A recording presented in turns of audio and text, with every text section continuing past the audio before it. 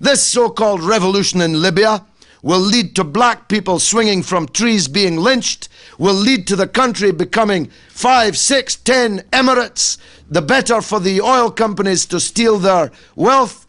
Libya will break into several countries and they'll start massacring each other on a tribal and ethnic basis. And we were right. It's not that we wanted to be right, it's that we knew that we were right.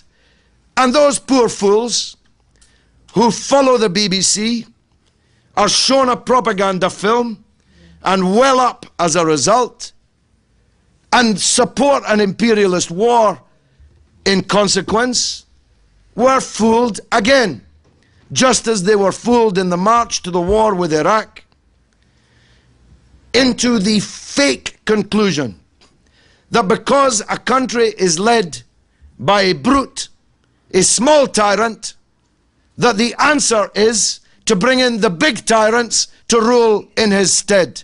This is a fundamental flaw of Western foreign policy in the region, and more people know it.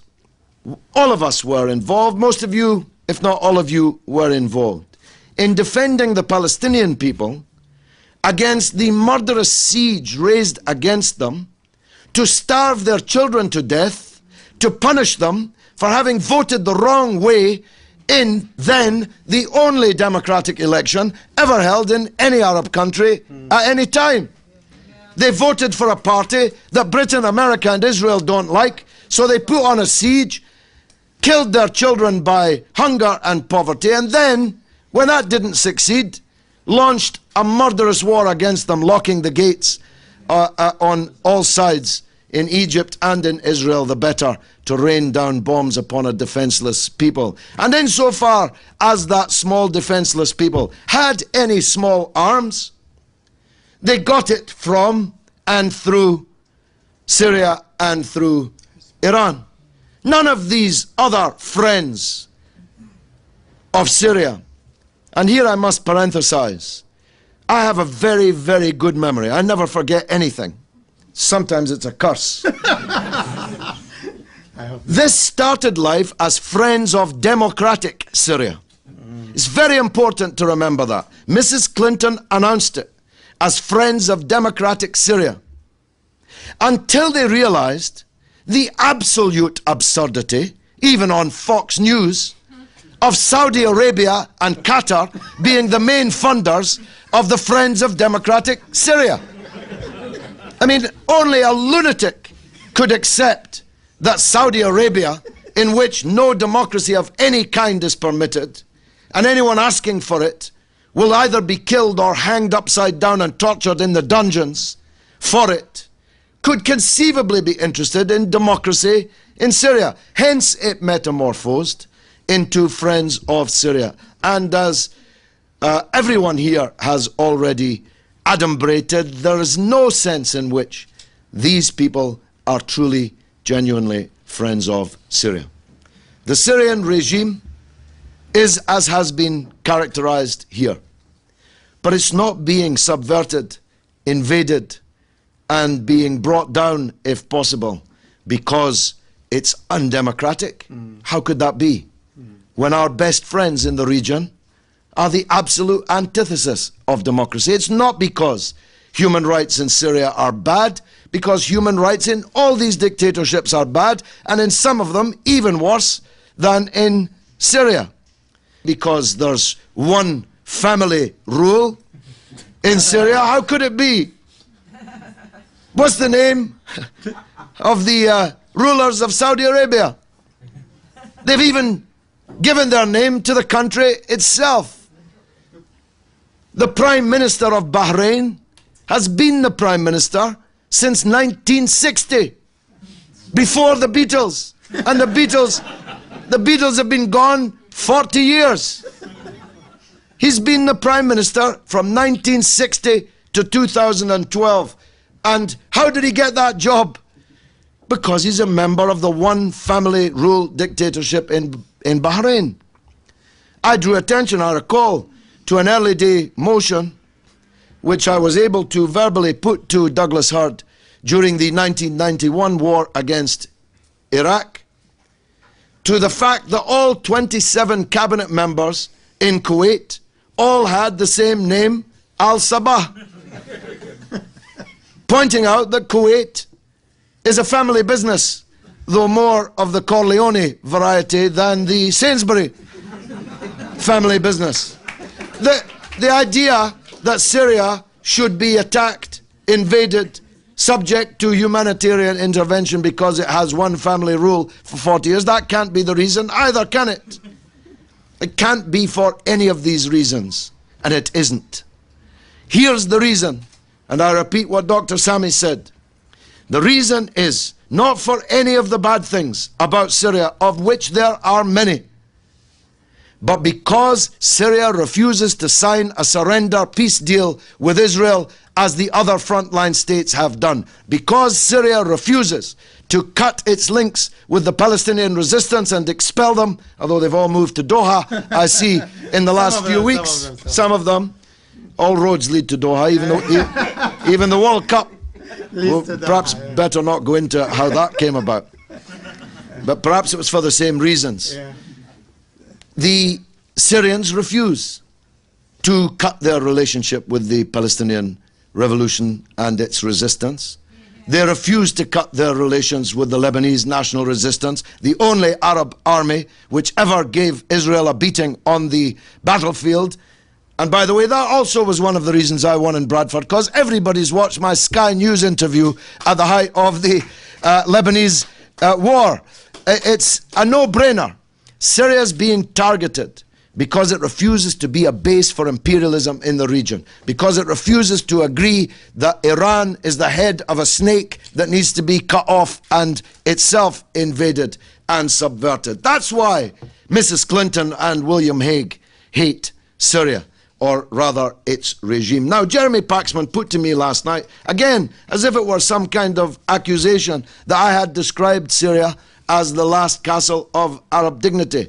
The reason why this plot has failed, and believe me, it has failed, is because the Syrian people, not their regime, in fact, the regime for 40 years has been play acting and betraying.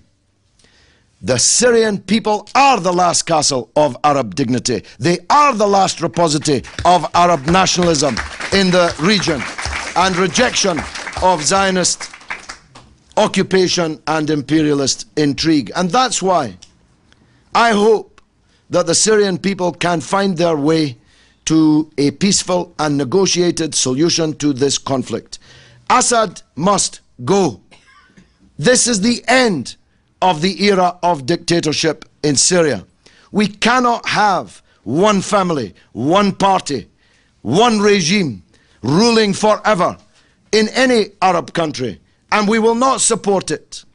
But we will not support the bigger tyrants invading and intervening to bring down the small ones, because we believe, as real friends of Syria, that that will lead to even more disaster than these dictatorships have caused. I just want to make one or two last points, if I may. The Muslim Brotherhood is not monolithic.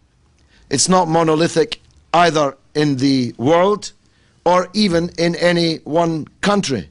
And millions, hundreds actually of millions of people are sympathetic to the political perspectives of the Muslim Brotherhood. And what I'm about to say, just like Dr. Sami, is not in any way an attack on them.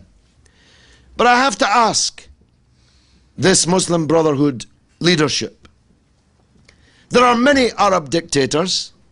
Why have you announced a jihad against the one Arab dictatorship that doesn't have an Israeli embassy, doesn't have the Mossad running around the capital city, hasn't signed a surrender peace with Israel, does support the liberation of the Palestinian people with guns and money, does support the Lebanese national resistance? Why have you chosen that dictatorship for your jihad? Aren't there any dictatorships closer to hand that are more close to the line of treason that you might have a jihad against? And I said this to one of the leaders of the Muslim Brotherhood in Jordan. He said, we can't have a jihad in Jordan because it will bring about civil war. So you want a civil war in Syria, but you're not prepared to rise up against your own tyrant because you say the result will be civil war. There's no reason for a revolution to bring about civil war. These dictatorships, rotten as they are, if a united people rise up against them, can defeat them. But if your revolution is pregnant with sectarianism and hatred of minorities, as I believe certain sectors of this Syrian revolution are, how can you expect to unite the people? If the Christians are frightened of you, if the Shiites are frightened of you, if the Alawiyin are frightened of you, if the Kurds are frightened of you, if the Yazidis are frightened of you, if the women are frightened of you, how can you unite the people in a revolution? So correct your line, correct your rhetoric, correct your tactics, and maybe your revolution will be successful. I hope, very much hope, that the Kofi Annan plan of a negotiated transition to democracy in Syria can work. I believe that it can work. I believe that it will work. I believe that we will have democratic elections in Syria this year. But if I'm wrong, anybody who launches a united, progressive, democratic struggle against the Syrian regime will have my support. But they will never have my support for my country bombing their country like we bombed Iraq, Libya and elsewhere. Wassalamu alaikum. Thank you. The fake conclusion that because a country is led by a brute, a small tyrant, that the answer is to bring in the big tyrants to rule in his stead. Companies to steal their wealth. Libya will break into several countries and they'll start massacring each other on a tribal and ethnic basis. And we were right. It's not that we wanted to be right, it's that we knew that we were right. And those poor fools who follow the BBC are shown a propaganda film and well up as a result and support an imperialist war in consequence, were fooled again, just as they were fooled in the march to the war with Iraq. This so-called revolution in Libya will lead to black people swinging from trees being lynched, will lead to the country becoming 5, 6, 10 emirates, the better for the oil